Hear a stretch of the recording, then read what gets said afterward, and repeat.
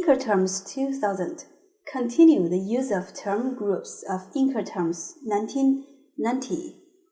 13 trade terms are divided into 4 groups in an order in which the seller's obligations increase progressively and the buyer's obligations decrease progressively, as shown in the table. The E term, EXW, also marked as departure term, only requires the seller to make the goods available to the buyer at the seller's own premises. This is the trade term under which the seller has the minimum obligations. Group F comprises 3 terms, which require the seller to deliver the goods to a carrier nominated by the buyer, therefore increasing the seller's obligations.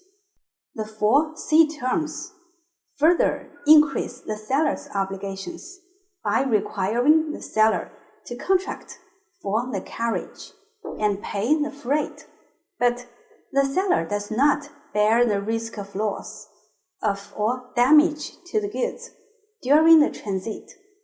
Group D is marked as arrival terms because under the 5 D terms, the seller has to bear all risks and costs needed to bring the goods to the place of destination. The above grouping is both clear and logical enough to make it easier for the quoters of Incoterms to master the terms. It remains valid even after the introduction of Incoterms 2010 and helps us understand the rules. Incoterms 2010 was established against the background of the continued spread of customs-free zones. The increased use of electronic communications in international business, the heightened concern about security in the movement of goods, and the consolidation in transport practices. Compared with Incoterms 2000, this new edition bears the following major differences. The number of trade terms has been reduced from 13 to 11. The change is mainly in D terms. Among the 5 D terms of Incoterms 2000, only DDP remains unchanged. The other 4 terms are replaced with 2 new ones, DAT and DAP. Incoterms 2000 established 4 groups of rules. Incoterms 2010, however, establishes 2 classes.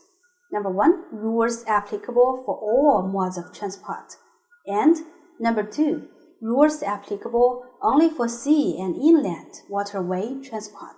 Incoterms 2010 gives electronic communications the same status as paper communication, so long as the parties agree. Incoterms 2010 rules obligate both seller and buyer to give assistance in securing security clearances.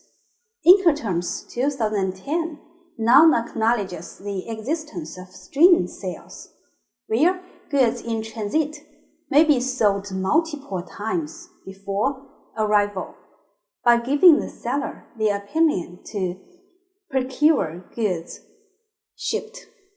The Incoterms 2010 are organized into 2 categories: Incoterms for any mode or modes of transport, and Incoterms for sea and inland waterway transport only, as shown in the following table.